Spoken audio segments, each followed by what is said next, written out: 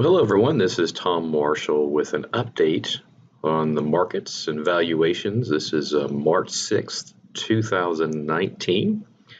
Today I just want to go over and provide some updates for everyone on valuations that we're seeing after this crazy rally after the big drop in 2018. I just wanted to point out that the longer term valuation charts are still quite overvalued. So on the screen here, a couple things I wanted to show you.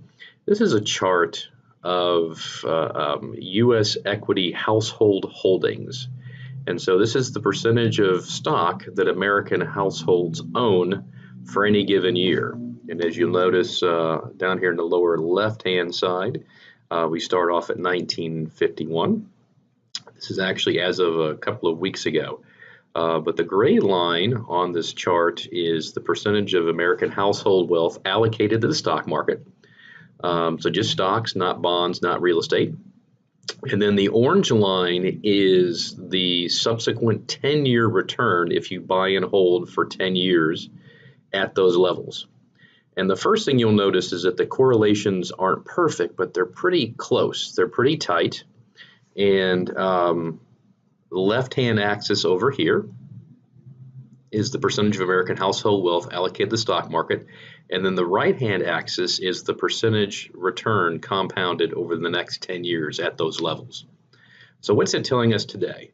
Well, today, after the crazy run-up that we've seen after Christmas, and crazy, it's a good thing, this gray line is right here. And what it's telling us is that the American household wealth, 45% of it is allocated to the stock market. This does not include home equity, does not include cash and bonds and that sort of a thing. The only time American households have had a higher percentage of their wealth tied to the stock market was the dot-com craziness in '99 and 2000. What that also means, though, too, is that if you buy and hold at these levels, what you can expect going forward is about a 2% compounded return because of how much we're paying for stocks right now. Essentially, everybody is in. We can get a little bit more overvalued, but what's interesting here is that because essentially everybody's invested, if you buy and hold for the next 10 years, the best you can hope for is about a 2% compounded average return at these levels. So that's the forecast. Again, 45% of American household wealth on the left-hand side, 2% forward returns. So that's the forecast. And the orange is the actual. And the orange is down here, obviously, and it actually lags, and that's on purpose, because this is the realized 10-year return. And the only way to get a realized 10-year return is that you have to put your money in the stock market and then hold it for 10 years. So this is somebody who was brave enough to put all their money in the stock market in March of '09 at the pit of the savings and loan craziness in 2008, 2009. The bottom was in March of '09. And then they held it for 10 years. And so if you put your money in March of '09, the average American household had about 30% of their wealth tied to the stock market. And then their realized return, because they now have, or at the 10-year mark, is about a little over 13%. So what you see here is there's a pretty strong correlation. We've only had this level of household equity allocation higher one time before since 1951. It didn't end well. We didn't even get to this level in 2006, 2007 before the crash of 2008. So again, just because we've rallied back up doesn't mean that valuations are in our favor at this point in time. Another thing that we look at, for those of you who have been with us a while, is something called the Buffett indicator. Warren Buffett didn't create this. He just talks about it a lot. The indicator itself has been around since before he was born. Again, lower left-hand side, this is a chart from 1950 through a couple weeks ago. And essentially, it's a fraction. And on the numerator part of the fraction is the value of all publicly traded equity that's outstanding. So every publicly traded company, all of their equity that's outstanding, and then the denominator is the nominal quarterly GDP. And what it tells you then is what's the percentage value of the stock market in relationship to the GDP of the country. And you can do it for any country. But right now, we are paying essentially about 145% of our nominal quarterly GDP is the value of all the stocks outstanding in America. We've only paid more one time, which was 99-2000 again. And so what's scary about this really is that in order to buy and hold at these levels, you have to suspend belief and believe that this is actually a good deal, that things are just going to keep ripping higher even though growth is slowing. But essentially, we've only paid higher one time before in relationship to the quarterly GDP. So the stock market in relationship to the GDP of our country is extremely high.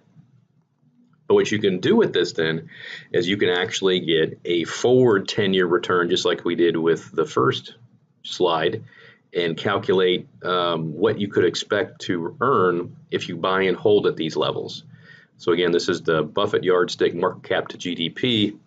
Lower left-hand side is 1950.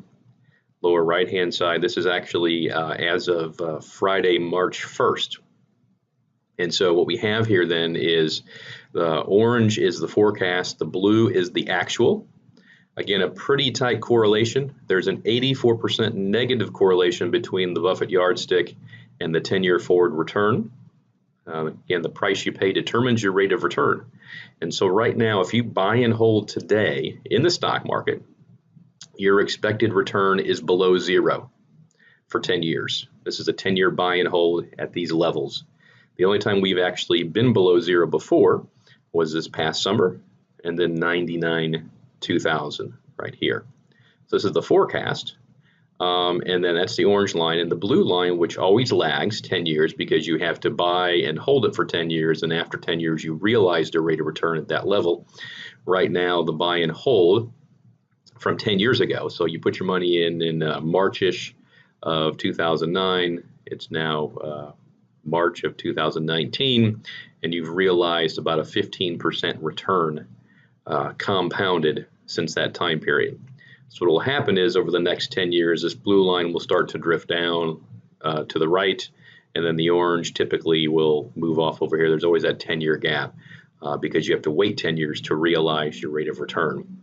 But again, this is a totally different data series than the first chart we looked at, but it's coming to a very similar conclusion that things are extremely overvalued and you have to be very careful right now with how you're allocating to the stock market, particularly if you are in, at, or near retirement.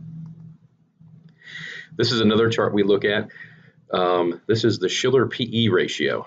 It's helpful in a couple of different ways, but this is based on the research of Dr. Shiller. He won the Nobel Prize in economics a few years ago based on this research. And essentially, it's a modified version of the PE ratio that accounts for business cycles. It doesn't really help us make too much of a buy and sell decision, but it really tells you if you're significantly overvalued or significantly undervalued. This is a chart from 1880, and this is through Friday, March 1st. Right now, the cyclically adjusted PE ratio is 30.63. The only time we paid more for the stock market was 99 and 2000 based on this calculation, this ratio, and the time before that was 1929. So again, unless you're feeling a bit frisky on this, these are not valuations you want to get all in on the stock market. This is usually where things start to roll over eventually as business cycles start to end. Here's our old friend, the S&P 500 price to sales ratio. And as you may remember, this ratio, what it does, it looks at the revenue of all the companies in the S&P 500, adds them all together, and then it divides by the stock outstanding, the market capitalization.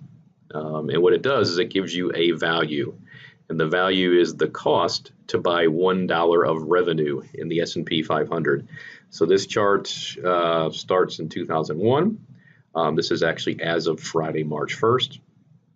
So as of Friday, March 1st, the price to sales ratio of the S&P 500 is $2.11. So it costs $2.11 to buy $1 of revenue in the S&P 500. We haven't paid this much for $1 of revenue since '99. Time before that was 1987, and then this past summer. Normally, this ratio does not go up like this line that you see sloping upward and to the right.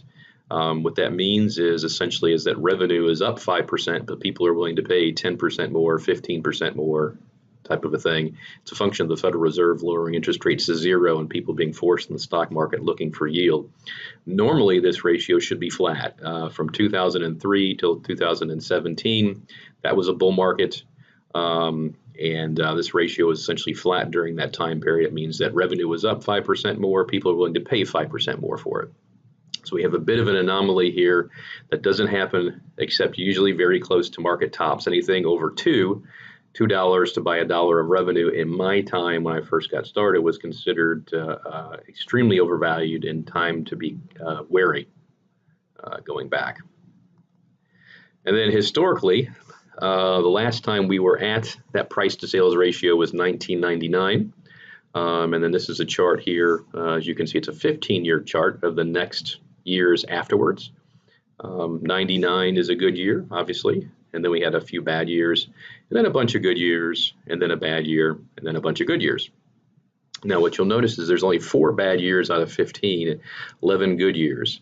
So that's intuitively you would think, well, that's not too bad. The odds are in my favor. If I bat 11 out of 15 in baseball, I'm going to be a Hall of Famer type of a thing.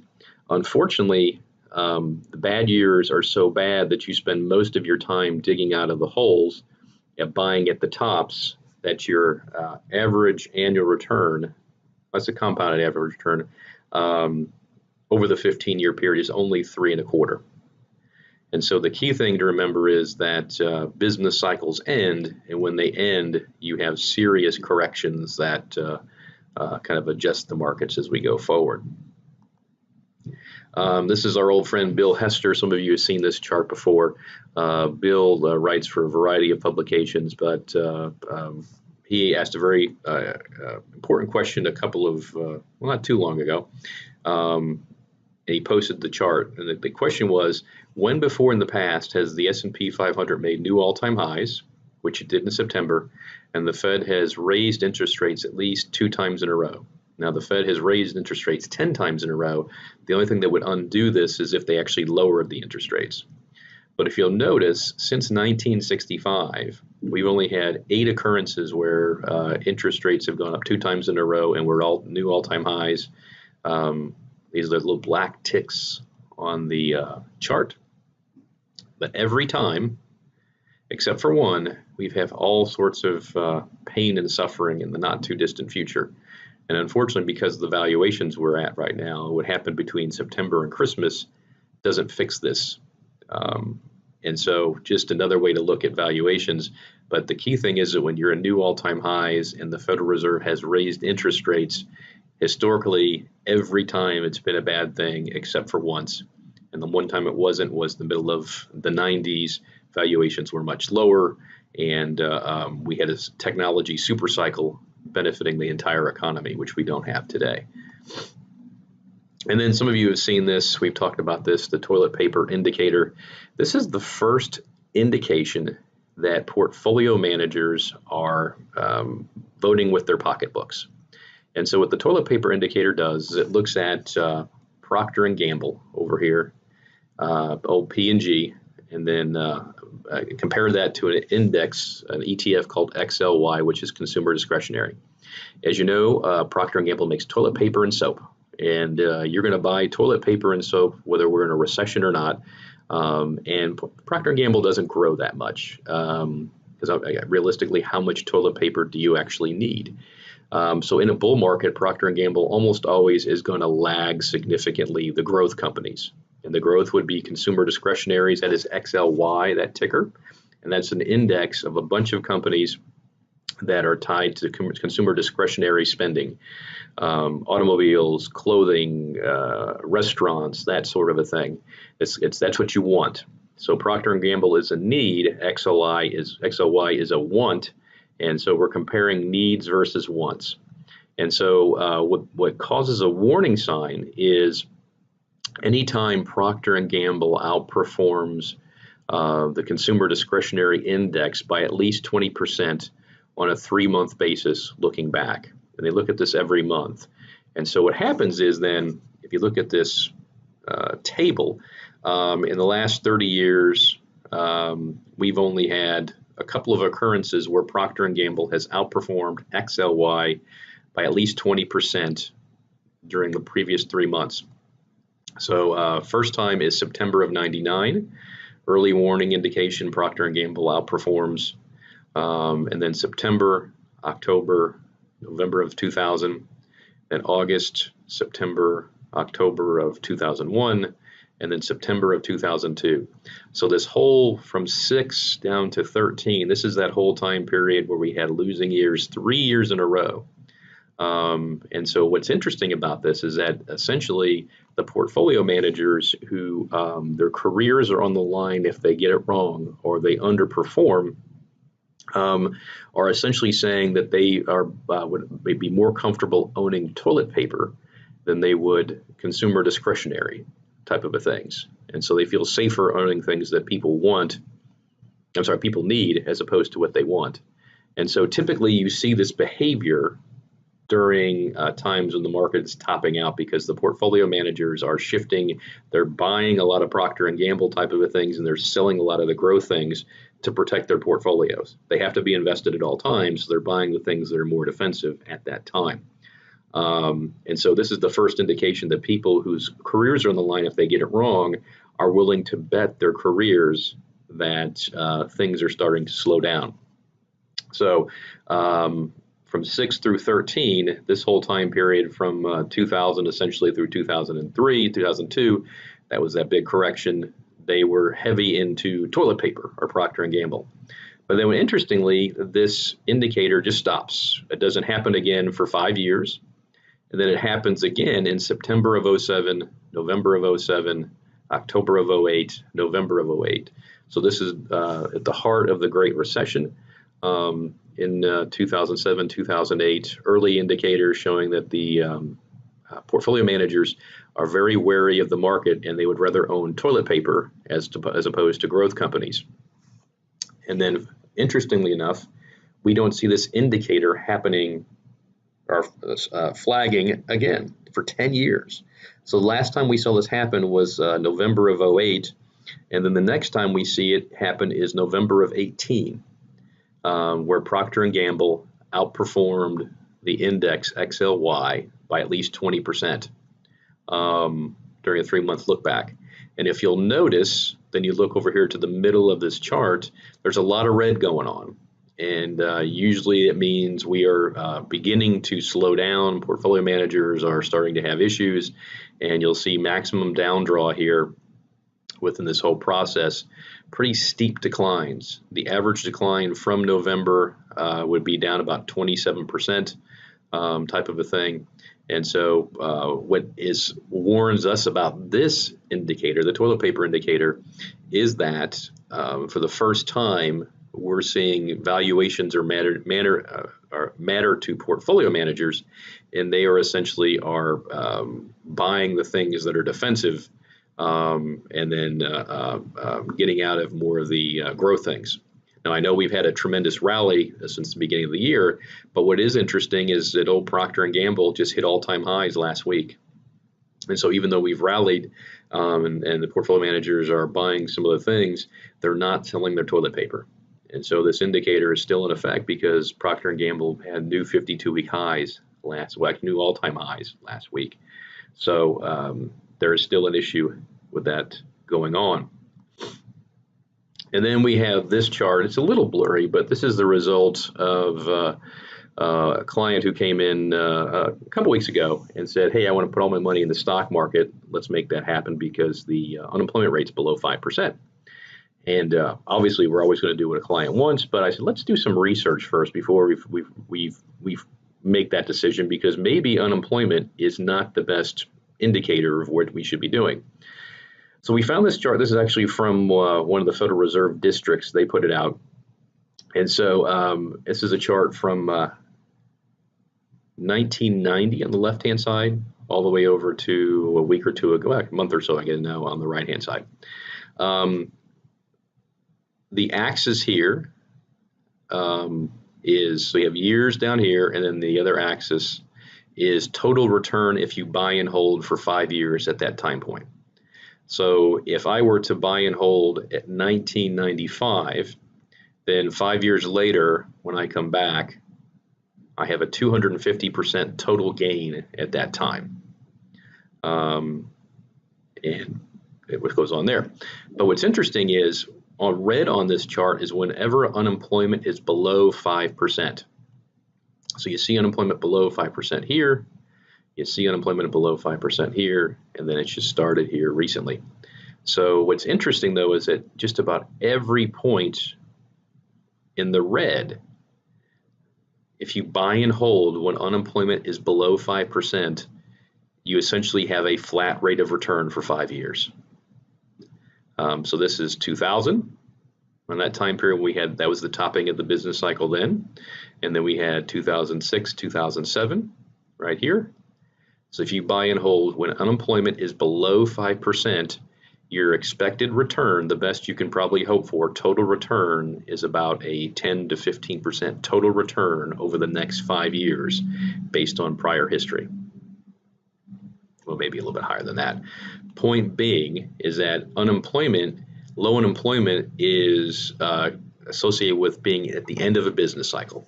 It's when it's harder for businesses to find employees. They have to increase pay, they have to increase benefits, and they pass those costs on to consumers, who would then pull back and stop buying as much as they used to because rising prices cause people to tighten their wallets. What you want to do, as you look at this chart, the time to buy stocks is when unemployment is above 5%. So in 2009, 2010, at one point in time, unemployment was actually at 12%. That's the time to buy. But ideally, you only want to buy and hold when unemployment is above 5%, not below. Right now, we are below 5%. It's great for the economy. It's great for the GDP. Politicians make a big deal out of it. However, the problem is for stock investing, the best parts of this market cycle are over. We have seen the best. The time to go all in on this stock market cycle was when unemployment was at 10 or 12%. Now that we're below 5, the best you can hope for in the stock market is probably a flat return over the next 5 years. So what does that mean we need to do? It really means we need to just be careful. We need to look at things that have yield, things that are going to pay us so we don't take the risk, hence the reason why we have a lot of the managers in the portfolios right now. But empirically, what is going to start happening is you're going to see more and more gold mining, gold-related investments come back into the portfolios. This is typically what happens towards the end of a business cycle. The one assets or the two assets that tend to do very well are gold and bonds. And so people start losing faith in the value of a currency. We just found out today that we have the highest interest payments ever according to our debt, and then that would cause the people to lose faith typically in the dollar over time, which would then lead to demand for gold, because gold's a fiat currency, and you can invest in that through different strategies and funds, and those will be added to the portfolios in the not too distant future. And so in some cases they already have been. But again, the point of all this, well, all these different charts, is just to say, you know what, be careful out there. This is not a time to be all in.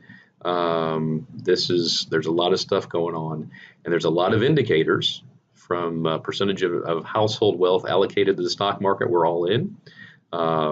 Market cap to GDP, a different indicator using different data inputs, price to sales ratio.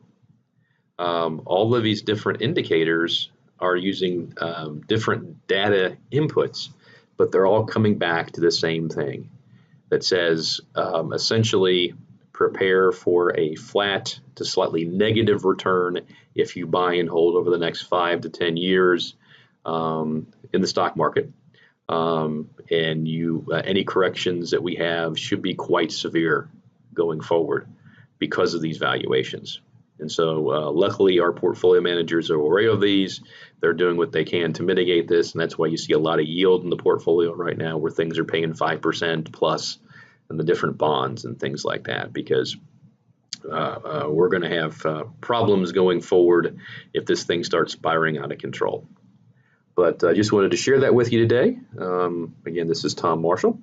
And if you have any questions, want to talk directly about these, please reach out. It is tax season. We're a little bit busy, but we will get back to you. So have a great day, and I look forward to talking to you soon. Take care.